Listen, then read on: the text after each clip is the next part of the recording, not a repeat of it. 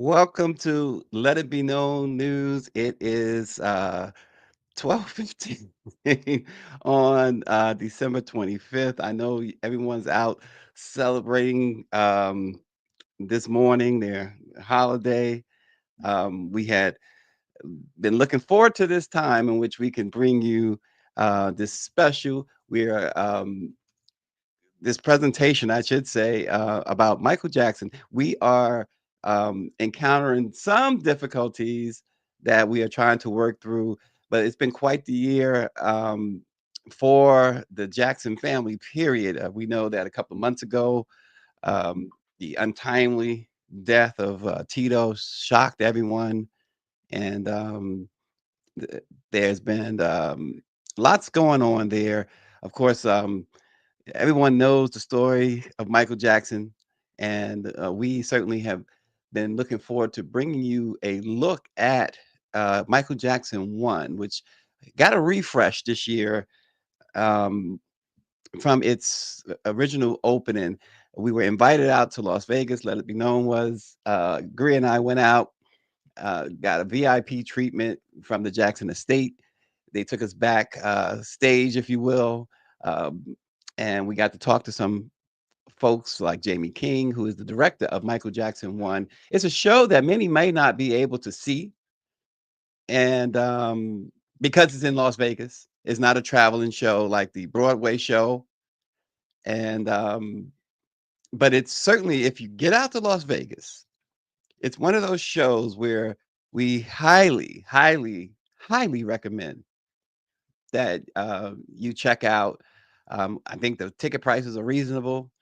You could take a family and really hang out and experience really the genius of Michael Jackson, because all of that is about Michael, is about what, at least what they believe that he would have wanted. I certainly, as somebody who had covered Michael for a long time, who knew his family for a long time, I really get the impression that he would be extremely pleased with the presentation of Michael Jackson 1 at Mandalay Bay. It is one of those experiences that you'll walk away with saying, wow. If you've never been to a Michael Jackson concert, which if you didn't, you really missed something really special. But if you've never been, you would walk out of Michael Jackson 1 uh, getting kind of a feel of what a Michael Jackson concert is like. Um, the dancing, the pyrotechnics, the uh, effects, if you will, all really, really are like what you would see. I remember the first time I saw Michael Jackson in concert. It was with his brothers, and I've always said this. I've said this to his brothers as well. Um, that the best concert, the second best concert you could hope to see is a Michael Jackson concert. And so folks say, "What second best?" Well, the best concert, in my humble opinion, Michael and his brothers at in their prime. Michael was always in his prime. It was really interesting to see. It would have been so interesting to see This Is It, his farewell, what was going to be his farewell concert tour. Of course, we know that on June 25th, 2009, just a week before he was to go to London, he died. Um, and so we are, okay, I'm seeing messages. But nonetheless, we're having some issues right now. We're trying to bring you this presentation. We have so much to bring you. Chuck D was gracious enough to take part in this as well. You'd love to hear you'd want to hear his insights on Michael Jackson and the imprint of Michael Jackson. But going back to my thought, if you back in 1984. I saw the Victory Tour, and just to see the Jacksons on stage. And I always said, if you can get on stage and hang with Michael Jackson, you yourself is pretty special. And his brothers were able to do that, um, hang with Michael. No one is as good as Michael, but they hung with him. They were able to go on that stage for 90 plus minutes, 16 to 20 songs a night, and perform. I can tell you the set list from the Victory Tour was just so good. Um, he didn't do a lot of songs that folks thought he would do on the Victory Tour, but he did some main songs from the Thriller album, of course. Didn't do Thriller until the end. So the fans in Los Angeles who saw him at the end of the Victory Tour in December of 1984 got to see him perform Thriller in concert for the first time. But prior to that, when they opened up in Kansas City in July, and made their way through the country and then to New York in August, Thriller was not on the set list. It was Beat It, Billie Jean, Wanna Be Starting Something, and Human Nature. Those were the four songs that he used from the Thriller album. Jermaine had his two songs on the set list, Let's Get Serious, and the song that he did with Michael. He also did Dynamite, actually. So he had three songs: Let's Get Serious, Dynamite, and Tell Me I'm Not Dreaming. And I remember Tell Me I'm Not Dreaming because when Jermaine was doing Tell Me I'm Not Dreaming, he had done Let's Get Serious first, Dynamite second, and Michael during this time was not on stage. He was sort of, I guess, taking a break. And just a roar. I was at Giant Stadium, probably about 80,000 fans, and the roar that came out when Michael's part came up and he dashed onto that stage and did his part on that song. It was just tremendous. Um, and then they did some of the classics, of course. I Want You Back, The Love You Save, and I'll Be There. Michael did Ben. He did from the Off the Wall album, Off the Wall. He did as well as Rock with You and Don't Stop Till You Get Enough. And what's the song that he sings that Eddie Murphy made fun of? The- oh boy, gosh, so I've learned. She's Out of My Life. He did that song, Lovely One, and Shake Your Body, of course, was the closing number of that victory tour, and that featured a a solo dance performance by Marlon, which was memorable for a lot of reasons. Marlon, so um, I remember Jackie coming out on stage during the victory tour in the beginning of the victory tour on crutches. He could not perform. And it's a real funny story behind that that I'm not going to go into, but it involves Paula Abdul. But we will not go into that story. But seeing Michael doing the Bad tour, I saw the Bad tour at Madison Square Garden. This is his first tour without his brothers. And of course, he certainly brought the house down at the garden, and the mayor was there. You name it, the governor came down for the bad tour. Everyone, you name it. I just remember Diana Ross coming into the garden to check out Michael, sitting up front. In fact, Diana Ross sat with Catherine and Joseph Jackson during the Victory Tour in New York, and the fans went wild. You saw her hair. All you saw was hair. Diana Ross coming in with hair. So, but it was really interesting time because the Jacksons at that point they had during the Bad tour they had all branched out. You heard stuff from Randy. Randy was in a group called Randy and the Gypsies. You heard Jackie do some things, and of course Jermaine continued with his solo career. And Tito actually had a band that he formed, a blues band, and he played for a long time. I imagine he was still playing. Obviously, he was playing with his brothers in the lead up to his untimely death earlier this year. But they all branched out. Of course, Janet did her thing, and Latoya did some things. We know that Michael did Centipede for Reby. So the Jacksons were a busy group in the 1980s. They're a busy family. All of them, all nine of them, were doing something. Jackie did a lot of producing. He has stayed close to the Jackson estate, working with them on Michael Jackson One and other projects. So there is some family touch to it, which is really good to know. Um, because you got to have that. You got to have that. We're talking about um, the biggest pop entertainer in history, and certainly the Jacksons as a whole is a family, the first family of pop for certainly for black folks. Randy always called his family royalty. They said he says we're the Black Kennedys.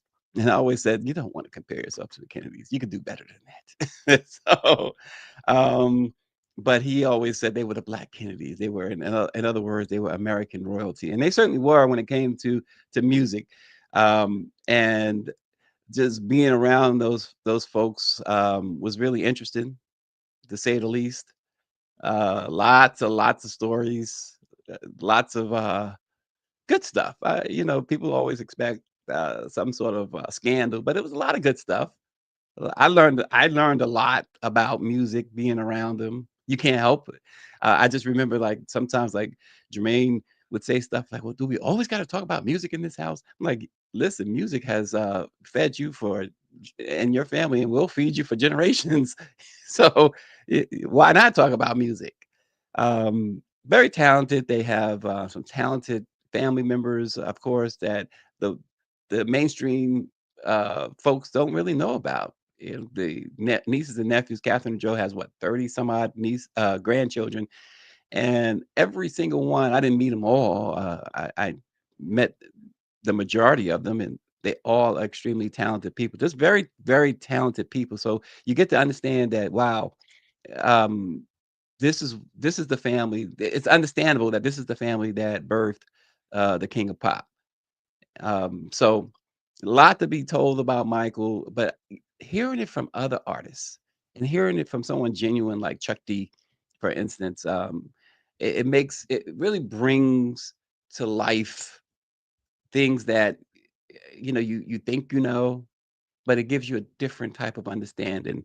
And so we were able to talk with Chuck again. We are experiencing some copyright issues that we were granted permission. Um, In fact, this is something that the Jackson Estate uh, approached us with and said, "Hey, would you like to do this?" And of course, we seized upon the opportunity. They were gracious enough to host us in Las Vegas and bring us out there and let us get some insight that perhaps others just don't have and don't get. And so we were very, very grateful. It all began really this, if unlikely, if you want to term it that way, this partnership, if you will. We did a article earlier this year about the Jackson estate, Michael's estate, not the Jacksons, but Michael's estate, and um, we got message back from the estate. They really appreciated the article. They even invited us to the Broadway show. Um, and then later we did another article, and the articles was simply a fact. It was fact based, as it should be, right? But this to show you the disparity in the coverage that Michael has received. The fact that it was fact based and it pleased them so much that it was fact based that they're not used to it. They're used to everything being sensationalized. This was not sensationalized.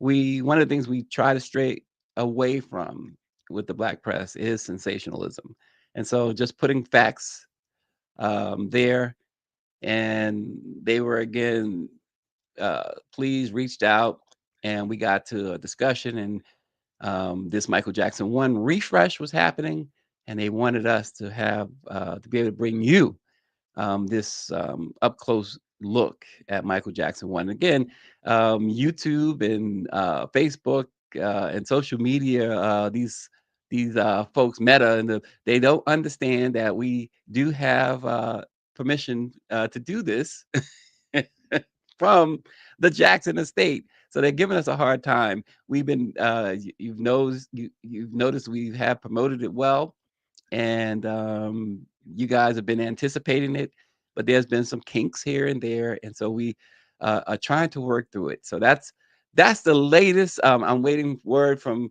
of course, the one and only Greer to say, "Hey, we finally got the green light." Um, I know you guys are busy doing what you do. Hopefully the crawfish down in New Orleans can hold on. Are they biting down there? And I mean, I want to hit my McAllen or Johnny Walker Blue myself. So we we hope to bring you more on this very shortly, but we are fighting through this copyright issue, and it's interesting because you go to fan sites, you go to other sites, and folks are playing whole concerts of Michael's without any copyright issues.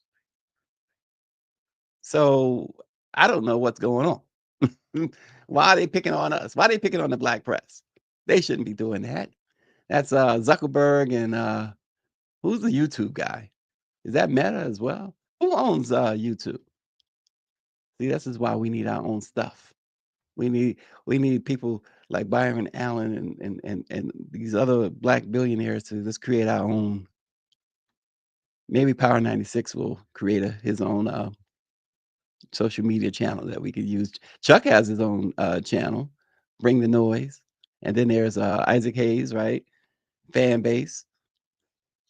So we have to get creative here, folks. We have to get creative for you to bring you this presentation that we have been looking forward to bringing you for some time now. It takes a while to put this stuff together, but here we are. So we hope to do that soon. I'm looking for some word from Greer in the background here, and have not gotten any updates in about 20 minutes, or not 20 minutes, but about 13 minutes actually. So we will keep you posted. We appreciate you.